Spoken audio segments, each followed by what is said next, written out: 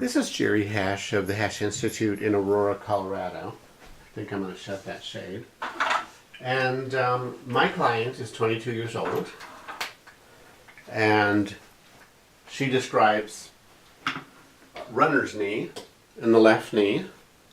Interestingly, it's helped by loosening the strings in her shoe, right? Mm-hmm.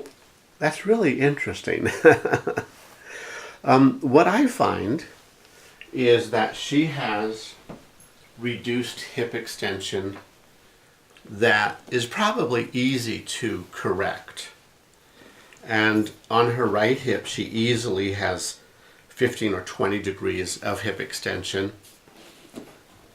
On the left, she stops at 10. Let's have you lie on your back and we'll show how that manifests in the knee.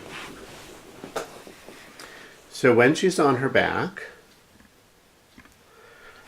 my hand is flat and I can easily slide past the knee on the left.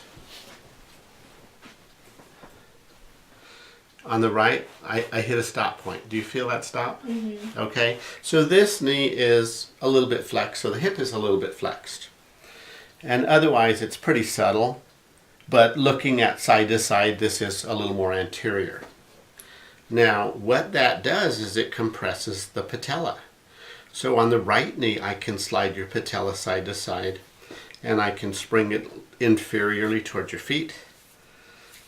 And then I can spring it up towards your hip, and I can clasp it and lift it up slightly. I can just pinch it, and it elevates a little bit. This patella is really tight, okay?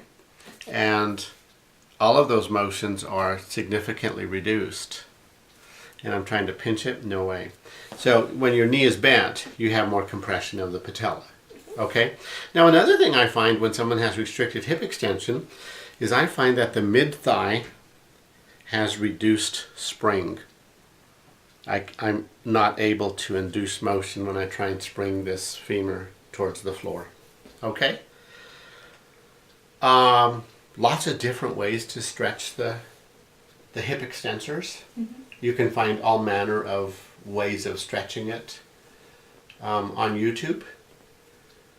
A very, very simple way of treating it and interacting with the nervous system, trying to change the nervous system, is to interact with the type 3 nerves that are in ligaments and joint capsule.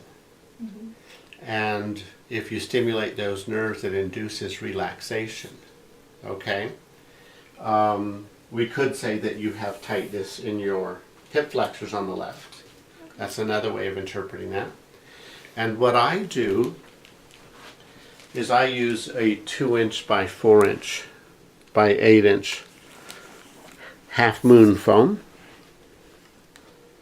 and I buy it from Faux America, like Foam America, and I place it horizontally below the sit bone so it's under the thigh. Okay? And we are going to do that for 3 minutes. Now, before I do that, I'm going to suggest to you that you also have inhibition of your hip extensors on the left, your gluteus maximus especially. So let's see if that's true. Let's have you lie on your stomach again. Okay, and what I want you to do is keep the knee straight, all right? Don't arch your back. Just lift at the hip. Just lift the leg up, okay? At the count of 3, do not let me push it to the floor. 1, 2, 3, go. Excellent strength. Very good. And then do the same thing on this side. At the count of 3, do not let me push it to the floor. 1, 2, 3. Boom. That's inhibited. Okay? All right? So lay on your back. And then I just lift the thigh up and I put this under the thigh just below the sit bone. Okay? I place it horizontally. And I'm going to set a timer for 3 minutes and then I'll come back.